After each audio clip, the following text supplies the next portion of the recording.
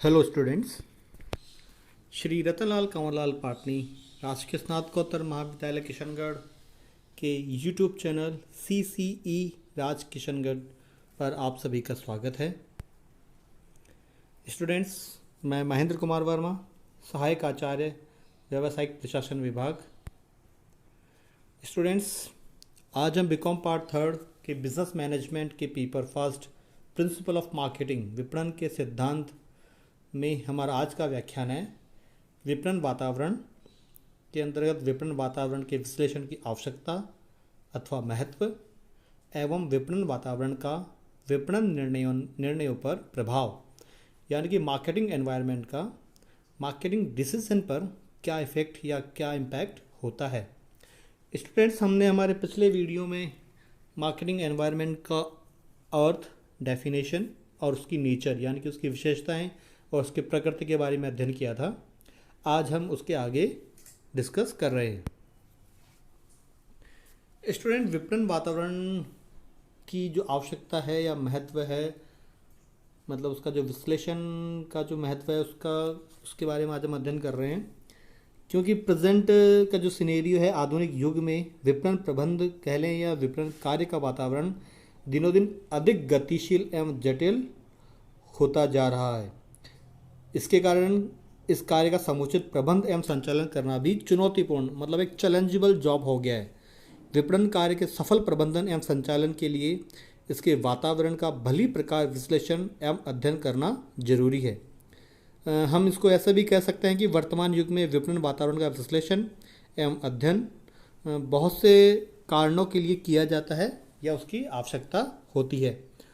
इसमें आप देखेंगे पहला पॉइंट है वातावरणीय जटिलता का ज्ञान, मतलब आपका जो एनवायरनमेंट है, आपका बिजनेस एनवायरनमेंट, उसमें कितनी जटिलता है उसका ज्ञान होना एक विपणन प्रबंधक को बहुत ज़रूरी है या उसको इसकी आवश्यकता होती है।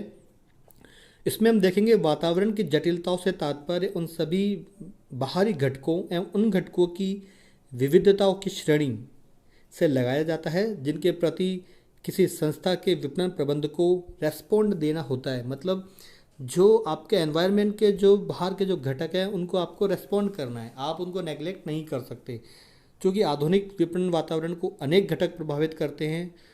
उन घटकों का प्रभाव विविध रूपों में होता है। इस कारण विपणन वातावरण में अत्यधिक जटिलताएं, मतलब कॉम्प्लिकेसिट होती हैं। इन जटिलताओं का मापन एवं ज्ञान करने के लिए विपणन वातावरण का अध्ययन करना जरूरी हो जाता है। स्टूडेंट, दूसरा पॉइंट है परिवर्तनों का ज्ञान, मतलब क्या क्या चेंजेस हो रहे हैं बाहर के वातावरण में, जिसमें आप तकनीक शामिल कर सकते हैं। अपने प्रतिस्पर्धी जो हैं उनके बारे में आपको ज्ञान होना चाहिए। स्टूडेंट, आपको पता है कि विपणन कार्य एक गतिशील वातावरण में संपन्न किया जाता है। मतलब मार्केटिंग का जो जॉब है या जो कार्य है वो एक गतिशील, जो सतत हमेशा गतिशील एक जो वातावरण होता है उसमें पूरा किया जाता है, जिसमें सदैव परिवर्तन होते रहते हैं। ये स्टेबल नहीं होती। इस वातावरण में हर काम परिवर्तित होता रहता है, जैसे कि उपभोक्ताओं की रुचियाँ, प्रतिस्पर्धा, तकनीक, उत्पाद के रंग, रूप, आकार, गुण, आराम और इसके अलावा भी बहुत सी ऐसी चीज़ें होती हैं जिसमें हमेशा परिवर्तन होता रहता है। इन सब की जानकारी करने के लिए वातावरण का निरंतर एवं व्यवस्थित अध्ययन करना बहुत आवश्यक है। दूसरा है उच्चावचनों का ज्ञान, मतलब फ्लक्चुएशंस क्या क्या होते हैं मार्केट में या बाहर के वातावरण में, उनका भी ज्ञान होना बहुत ज़रूरी है। विपणन वातावरण का के प्रत्येक घटक में अनेक उच्चावचन आते रहते हैं, मतलब फ्लक्चुएशंस आते हैं और वातावरण गतिशील बना रहता है। किंतु फ्लक्चुएशन की दर समान नहीं होती, कभी ज़्यादा हो सकती है, कभी कम हो सकती है। जैसे कि हम समझ सकते हैं कि इलेक्ट्रॉनिक व्यवसाय के विपणन वातावरण के तकनीकी एवं प्रतिस्पर्धी घटकों में यह दर अधिक पाई जा रही है। मतलब आप देखेंगे जो इलेक्ट्रॉनिक्स के जो प्रोडक्ट हैं उनकी तकनीक में और कॉम्पिटिशन्स में मतलब जो फ्लक्चुएशंस है वो बहुत हैं। नंबर ऑफ प्लेयर्स या नंबर ऑफ जो कॉम्पिटिटर हैं वो उसमें बहुत ज़्यादा मार्केट में एंटर्ड करते हैं, जबकि सीमेंट, स्टील, चीनी उद्योग में ये फ्लक्चुएशन या तो कम होती है या शून्य के समान होती है, क्योंकि इसमें ये बड़े इंडस्ट्रीज हैं या बड़े उद्योग हैं, इनमें एकदम से कोई भी आपका कॉम्पिटिटर मार्केट में एंटर नहीं करता। अगला है अनिश्चितताओं या जोखिमों का मापन। विपणन संसार गतिशील है, मतलब मार्केटिंग का जो वर्ड कह लीजिए वो गतिशील है, अतः इनमें अनिश्चितताएं या जोखिमें अंतर्निहित होती हैं। इन अनिश्चितताओं को मापने एवं समझने के लिए वातावरण का विश्लेषण एवं अध्ययन बहुत ज़रूरी है। इसके लिए अध्ययन द्वारा विपणन से संबंधित सूचनाएं आपके पास में कलेक्ट होनी चाहिए। उन सूचनाओं से जितनी सच्चाई एवं शुद्धता, मतलब उनमें जो आपकी सूचनाएं जो आप इकट्ठी करते हैं उनमें शुद्धता या मतलब आप कह सकते हैं सच्चाई बहुत ज़्यादा होनी चाहिए। अगर उसमें डेटास में बहुत ज़्यादा हेर फेर होगा या गड़बड़ी होगी तो आपको आपके जो जोखिम है या अनिश्चितता है उनका मापन सही ढंग से नहीं कर पाएंगे। अगला है घटकों के पारस्परिक प्रभाव का अध्ययन, मतलब जो घटक हैं वो एक दूसरे को प्रभावित करते हैं। एक घटक परिवर्तन का दूसरे घटकों पर कैसा एवं कितना प्रभाव हो रहा है इसकी भी जानकारी आपको होनी चाहिए, या जो संस्था का जो विपणन प्रबंधक है उसको होनी चाहिए। 6 जो पॉइंट है वो है विद्यमान योजनाओं एवं उद्देश्यों का मूल्यांकन। स्टूडेंट्स, विद्यमान योजनाएं जो मार्केटिंग में एट प्रेजेंट जो मार्केटिंग एनवायरनमेंट में जो अभी जो योजनाएं या टारगेट्स आपने सेट कर रखे हैं उनका मूल्यांकन भी आपको समय समय पर करना जरूरी है।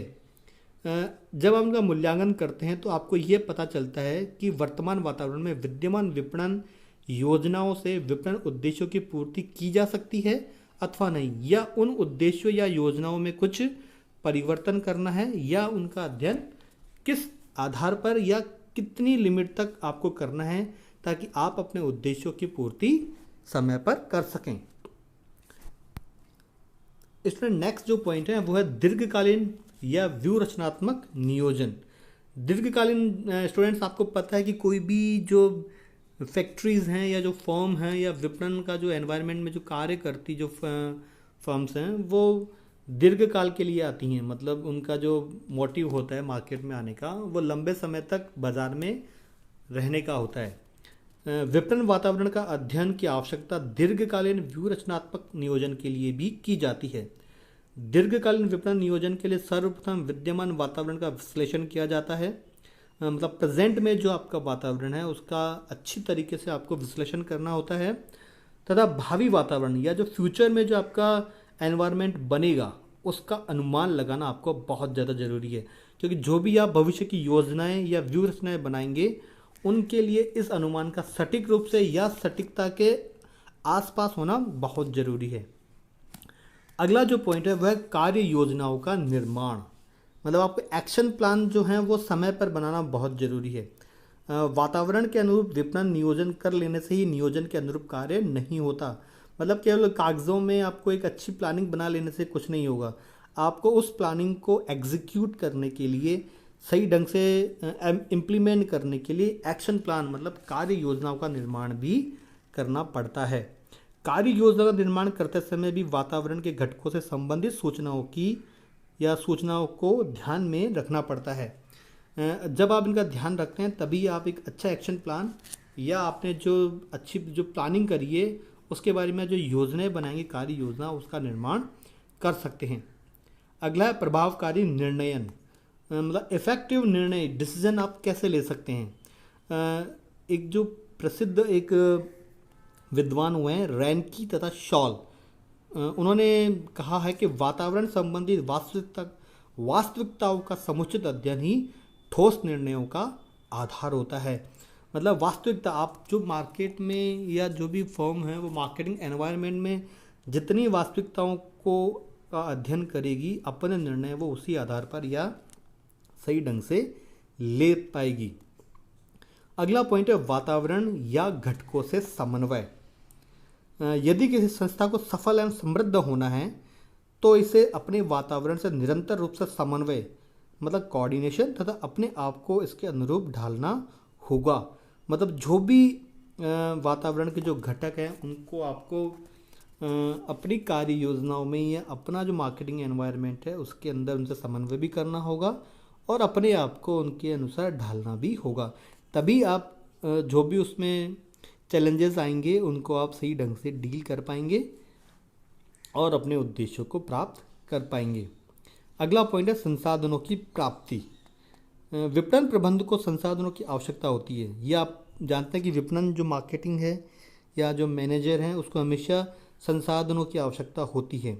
इन संसाधनों की न्यूनतम लागत पर प्राप्ति के लिए संपूर्ण बाह्य वातावरण का अध्ययन परम आवश्यक है, क्योंकि जो भी आपको संसाधन चाहिए वो आपको आपकी जो फर्म या उसके जो बाहर का जो वातावरण है उससे वो संसाधन जुटाने होते हैं। उन संसाधनों का आप जब प्रयोग करते हैं तो उनकी न्यूनतम लागत पर उच्च प्राप्ति कैसे होगी, इसका अध्ययन आपको करना होता है। अगला पॉइंट है उत्पादों या सेवाओं का वितरण। स्टूडेंट, संस्था के उत्पाद या सेवा के प्रभावकारी एवं मितव्ययी वितरण के लिए भी विपणन वातावरण का अध्ययन आवश्यक होता है। ऐसा न करने पर उत्पादों या सेवाओं से उचित एवं पर्याप्त लाभ नहीं मिल सकेगा। उत्पादों और सेवाओं का से अपने आप मतलब लगा सकते हैं कि कोई भी फर्म जो उत्पाद बनाती है या जो सर्विस डिलीवर करती है अपने उपभोक्ताओं को, उससे समझते हैं कि जब वो प्रोडक्ट और सर्विस डिलीवर करती है तो उसका जो डिस्ट्रीब्यूशन है वो सही ढंग से होना चाहिए, तभी आपको पर्याप्त लाभ मिलेगा। अगला पॉइंट अपन समझते हैं कि विपणन कार्यों के प्रभावों की जानकारी। कि संस्था के कार्यों के इसके वातावरण पर अनेक प्रभाव होते हैं, ये तो आप जानते हैं। प्रभाव अच्छे एवं बुरे दोनों प्रकार के हो सकते हैं। अच्छे प्रभावों में ग्राहकों की संतुष्टि, जीवन स्तर एवं जीवन की किस्म में सुधार, रोजगार की उपलब्धि, अर्थव्यवस्था में सुधार आदि हो सकते हैं।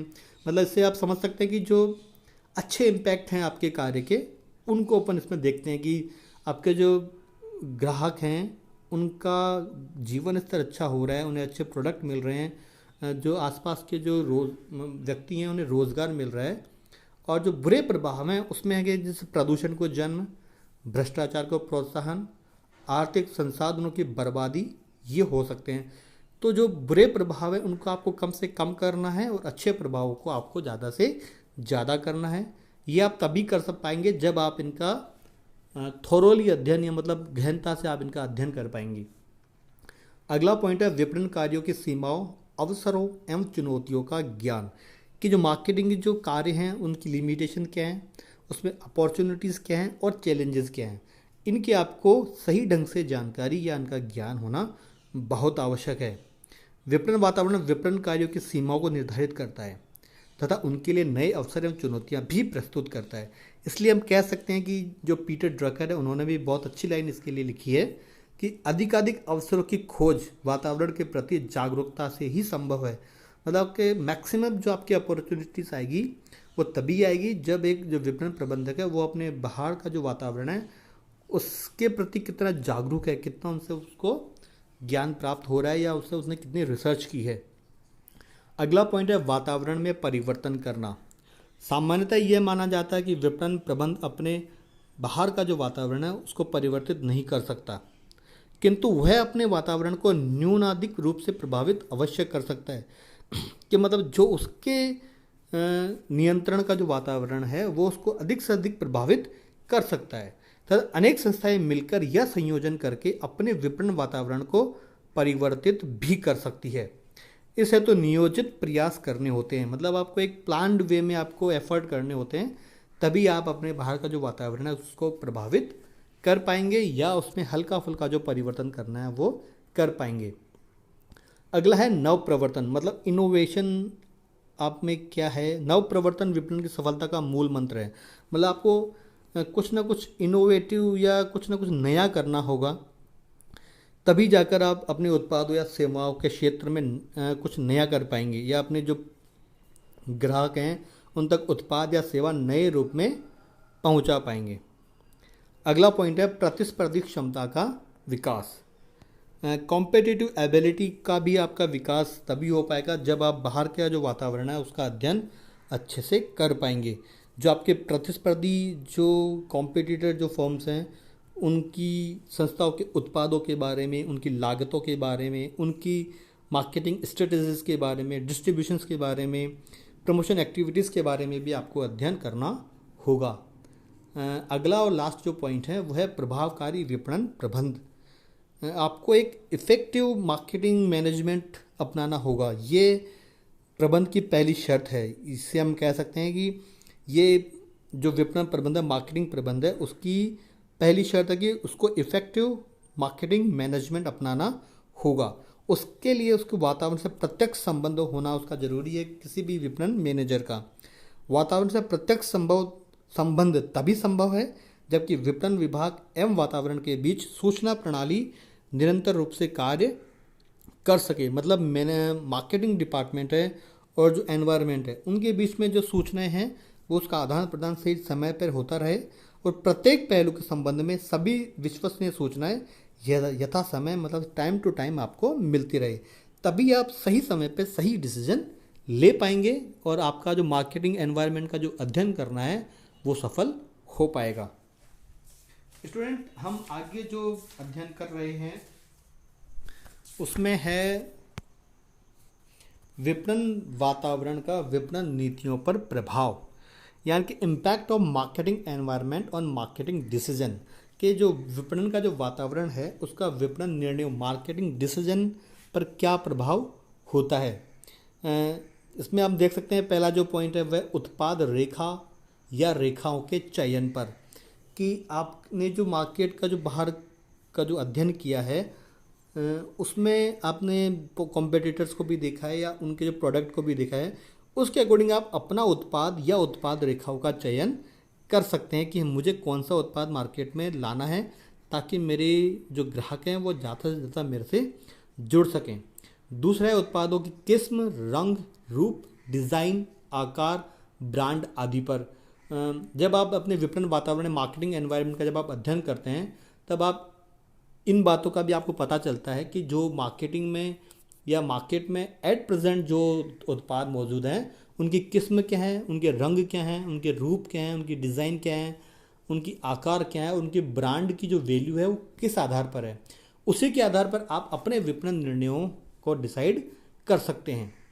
अगला है उत्पादों के मूल्य स्तर पर, कि विपणन जब आप मार्केटिंग एनवायरनमेंट का जब आप अध्ययन करते हैं तो आपको कॉम्पिटिटर्स के उत्पादों के मूल्य स्तर की भी जानकारी होती है।